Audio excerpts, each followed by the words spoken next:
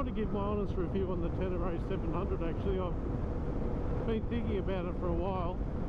It's not something I've just sort of popped up in my brain and I've thought I'd talk about it. I've done, you know, 30,000 kilometers on this Tenere, and I have obviously not sponsored by Yamaha or anything, but I just wanted to tell you about its strengths and weaknesses. Strengths is doing this western country riding is definitely its strengths.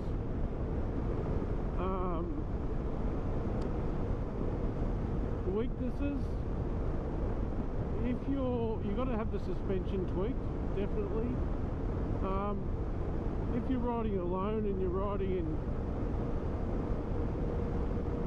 terrain, you know, like tighter riding, and there might be fallen trees or logs to get under, or fallen trees to get under or over, you really need someone else with you. They're a big bike, they're heavy.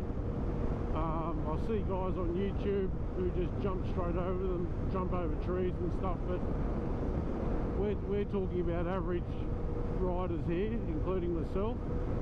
Although I've got my YouTube channel, I'm not confessing to be a great rider, but I know if I was on a smaller bike, a single cylinder, and I was in those conditions, which I have been, like my DRZ, I'd have no problem in getting the bike over or under a log. I'd just drag it under, or just build up a platform and get over it, or it's just so much easier. But the things I really do like about this bike, once I made my adjustments, the suspension was really, the front end always seemed to tip under me. It doesn't anymore. I've done a couple of things. I've pushed the springs, the forks right down, and I've put a Pirelli Scorpion Rally on the front, and on the back I've put a Motos Tractionator Rally, whatever it is, and I've also lowered my foot pegs and put them back 20 mil. I've got big feet and I've got longer legs, but that's also balanced the bike. Like these things are top heavy, but when you do those things, and especially the lowering, I guess the lowering of the foot pegs, it's really brought the bike like it's more grounded and centered. It's just got more down, it's just gripping better, it's not feeling so top heavy. Although ergonomically, once you start riding, I do realise, you know, a lot of those things go out of the way. But when the Tenere, when it does feel top heavy, it's when I'm going slow, or if I've just filled up. Oh, missed my turn. Or I've just filled up, and I don't know. Well, once you get used to it, you're right. It just does it. It wants to tip a bit. Yeah. Well, wrong turn again.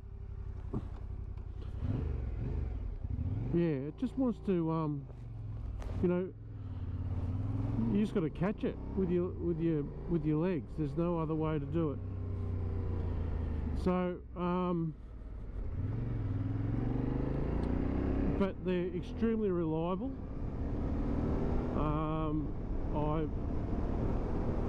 There's one thing I do like about the Tenere is the reliability. It never gives you any issues. Touch wood. And once that, like I said before about the suspension, once that's done, apparently it really transforms the bike. And the front spring, you don't need to buy new springs.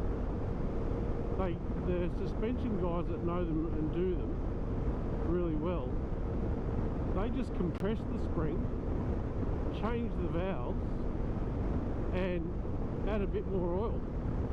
And I'm telling you, from even my previous videos that I was going on, I may have mentioned the front suspension, how much I hated it. But it just changes the bike's handling and everything. It's so such a good investment, and it didn't cost much at all. So you don't have to go and spend thousands of dollars on the top end suspension like Olin's or anything like that, unless you're a racer. You know, if you're treating it like a race bike, well, yeah, you probably got to upgrade a hell of a lot. But if you're treating it like an adventure bike, you can just do that to the front.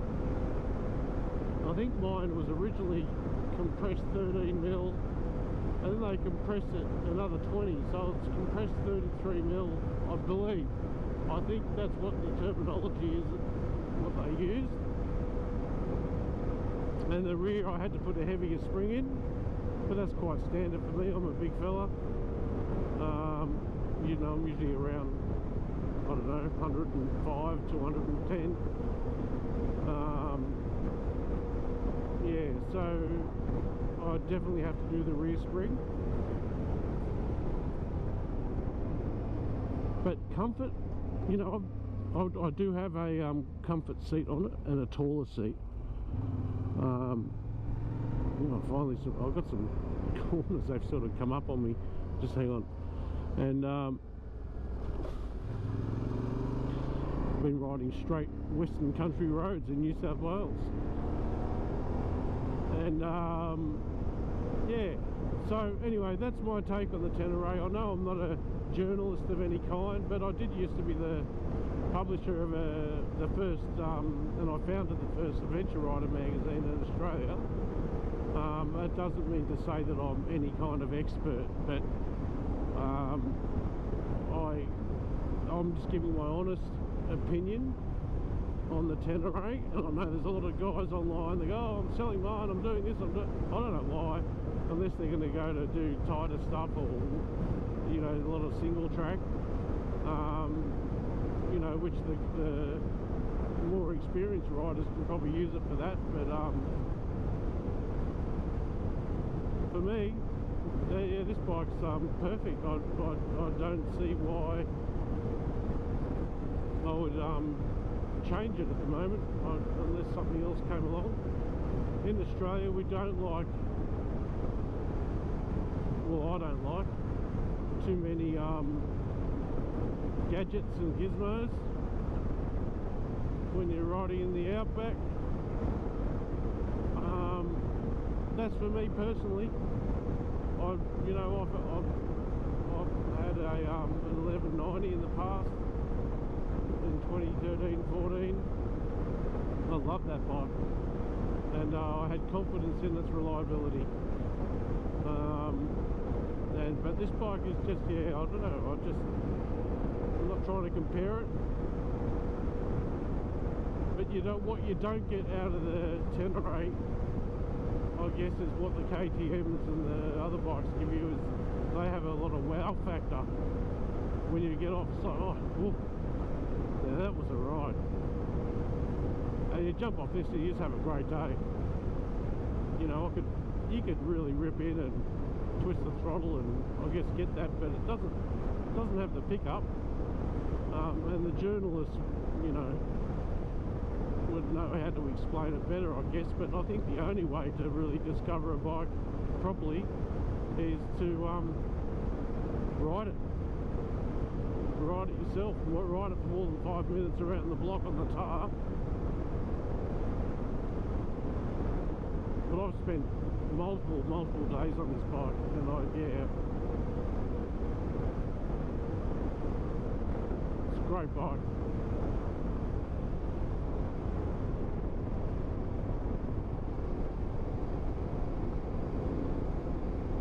Sorry, just got to concentrate a bit. Well, you can see it's a real review.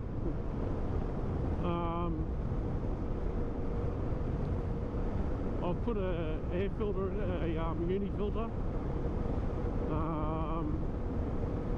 The headlight does shake a bit.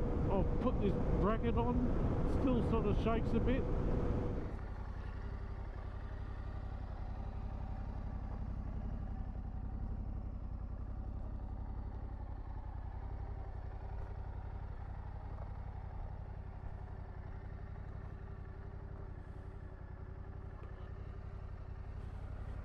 Just giving you a walk around at the Tenere. So this is a continuation of my review video. Don't ask what the puddle is next to the bike. It's Australia. When you gotta go, you gotta go. And I'm moving. Out here in the Western Country, I'm not going to sit still for too long because it's getting warm. So yeah, I just want to continue on with my review while I think of more things. I'll add them in. Fuel range and filling the fuel tank I'll like to talk about.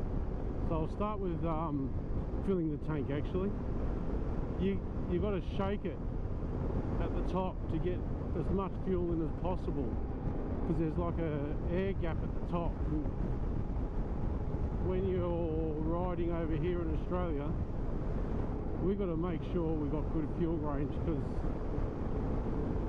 a lot of it, sometimes you'll turn up and the service station's closed or they're out of petrol, and even just the sheer distances of towns in Australia.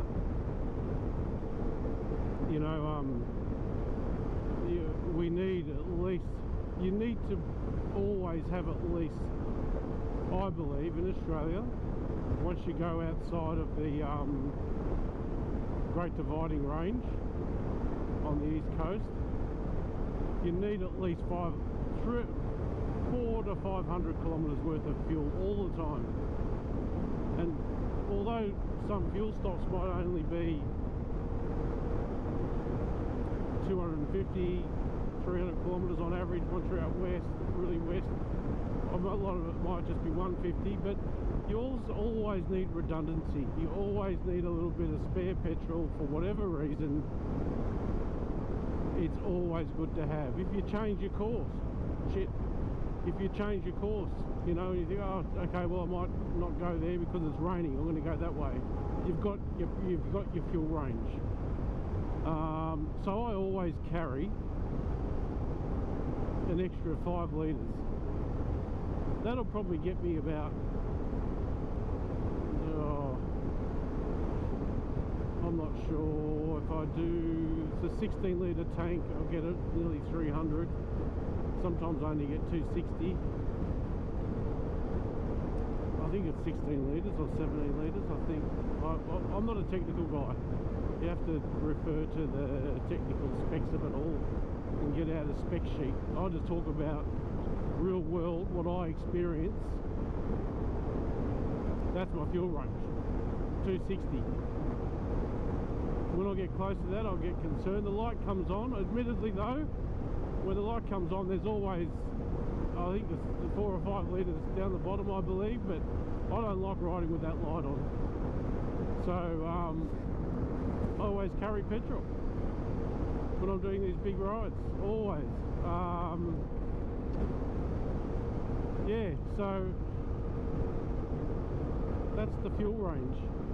It's a real problem.